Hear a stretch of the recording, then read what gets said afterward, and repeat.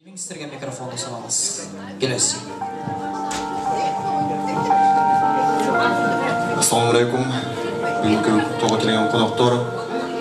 Біріншіден бүткіл аламды, жана аламның ішіден бізде инсан қылып жаратқан, инсандар ішіден мұсылман қылып жаратқан Аллах Тағалаға шексіз мақтау шүгірлер болсын. Андан кейін бүгінгі кейбір жаштар еңсейт екен, мечтать еткен, өзіне кумир тұтып, Фархат мен Шириннен же Жамилла менен башканын өзүнө кумир тұтып кеткенде мен айтайын дегеним, мындан 14 жыл мурун көзү ачса да сөзү калган, өзү кетсе да биздин жашоодо кылган, көрсөткөн жолу кылган Пайгамбар саллаллаху алейхи ва салламдын бир мисал күндөр менен Пайгамбар саллаллаху алейхи ва саллам үйүндө отурганда эшти бирөө каклап калат. Пайгамбар сүйүнгөндөн эшти ачкылачы, балким бул Хадичанын эжеси Халя болуп жүрбөсүн дейт. Эшти ачканда акыйкатта Хадичанын эжеси Халя экен. Кийин Айша энебиз туруп атпайбы? Сиз кантип билдиңиз Аллах дейчи дегенде эшикти Хадича сыяктуу каклайт экен депчи. Же болбосо Хадича энебиз андан бир топ жыл мурун көз өткөн эле да. Досум, сага айтарым, сенин ар бир кылган амалыңда, ар бир кылган ишиңде Пайгамбар сага кумир үлгү болсун. Ошондо сен чыныгы ыймандын дамын, чыныгы бактылуулуктун дамын татасың. Ошол досум, алган жарың менен бул дүйнө жана акырет дайым бактылуу бол.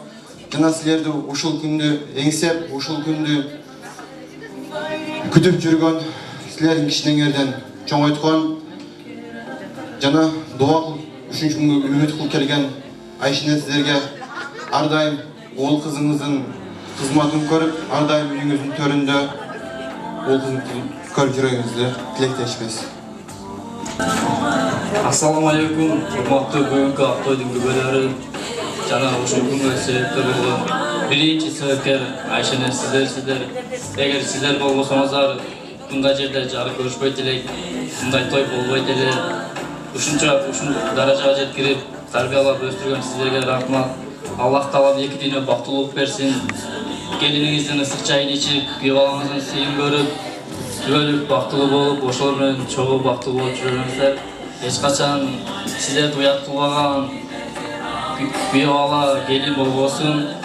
Сиздерге эң биринчи ушул күнгө жеткирип аткан сиздерге биринчи тазим бизден. Айтып кеткен пайгамбарым султаным, үйлөнгүлө теңгерге жар табып, көбөйгүлө үммөтүмдүн көптүгүнөн кыяматта турамын деп суктанып, таанышаарда эки бетин кызарып, бул сулуу кыз неге мынча сүрдөттү деп, тагдыр насип мынакей бүгүн досум, баш коштуңар пайгамбардын үммөтү деп, эми сени сурап турар бирөө бар. Жаңыбайым кечиктиң го кайдасың? Ак сүйдөн пайда болгон уул кызыңар булбул болуп Куран менен сайрасын. Сагынып кечке сени жоктоп турат, таап келген байлыгыңды топтоп турат. Анча-мынча бир нерсени ойломосоң күтө бергин, күндө бир маал нервиңди козгоп турат. Ыйманыңар эки өңөрдүн биригип, башкалардан айырмалап бөлүп турсун. Жар болгула сыйлашкан түбөлүктүү эл исламды силерден көрүп турсун. Эркелиги назик болот аял заттын, аны билбей болбогон жаманатты эркелеткин кыянат кылып алба. Досум, анткени ал Аллахтын аманаты. Досум, эки дүйнө бактылуу болгула. Аллах Таалам никеңерди берекелүү болсун. Эч жамандык көрбөй, досторумдун алдында жүзүң жарык болуп, эки жакты тең сыйлаган досум сен кайната, кайынжуртуңду, аяш сен дагы кайынжуртуңду жакшы сыйлаган, эл суктанган, башка үй бүлөлөргө үлгү болгон, ислам менен жашаган бактылуу үй бүлө болгула. Ассаламу алейкум, урматтуу бүгүнкү тойдун күбөлөрү. Пайгамбарыбыз өзүнүн бир хадисинде айтат: силердин араңарда эң жакшыңар силердин де аялыңарга жакшы мамиле кылганыңар дейт. Сүйүктүү пайгамбарыбыз ушинтип хадисин бизге жеткизди. Ошол пайгамбарыбыз айткан дагы бир хадис бар. үйлөнгүлө, үйлөнүү менин сүннөтүм, ким мен сүннөтүмдөн баш тарса, ал бизден эмес деген. Ошол пайгамбарыбыздын хадисине бүгүн амал кылып, биздин досубуз Жаңыбай ушинтип аяшыбыз такымда менен баш кошуп, пайгамбарыбыздын бир сүннөтүн тирилтип, ушул бизди ушинтип актойго күбө болуп, ушул жерге чогултуп отурат. Ошондой эле пайгамбарыбыздын дагы бир хадиси бар. Силердин эң жакшыңар дейт, Куран окуп, Куран үйрөнгөнүңөр дейт. Досубуз ушул биздин өкүлчүлүктө көптөн бери биз менен группалаш болуп, чогуу жора жолдош болуп ошол жерде окуп жүрөт. Аллах Таала сага эң жакшы илим берсин. Аяштан диндин жарымы аялда дейт.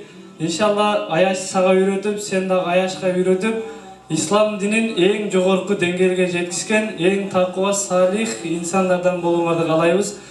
Ошондой эле пайгамбарыбыздын дагы бир хадиси бар.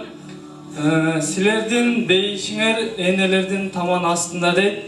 Бизди кичинекейибизден 9 ай курсагында көтөргөн, ар дайым кечтебей, таңдабай бизди өзүнүн кучагына алып, ар дайым эне сүтүн берген, ушу бизди чоңойтуп өстүргөн Айша энелерибизге дагы терең таазим кылабыз. Ар дайым бар болуңуздар, өмүрүңөр узун болсун. Келиниңиздин кызматын, күйөө балаңыздын урматын көрүп, ар дайым жарык жүздө, жарык жылмайып, ар дайым пайгамбарыбыздын жылмайып да садака дейт, жылмайып ушу келиниңиздин кызматында көрөрүңүз. Ошондой эле биздин аяшыбыз Тахминенин апасы сизге дагы Аллах Таала узун өмүр бекин, ден соолук берсин. Эл сыймыктанган күйөө балалуу болупсуз. Ушул Жаңыбайдай досубуздун кызматын көрүп, урматын көрүп жүрөрүңүз. Ар дайым ден соолугуңар чың болсун. Бейиште ушул сиздин күйөө балаңыз жана келиниңиз иншалла тажы кийгизген эң жакшы салих инсандан болуун каалайбыз. Ошондой эле досум Жаңыбай, биздин досторубуздун атыбыздан кичине арзубаган белегибиз бар, ошону сага тапшырып коелу. Аз болсо дагы көптөй көрүп кабыл алуу лазым. Сиздерге да чоң рахмат.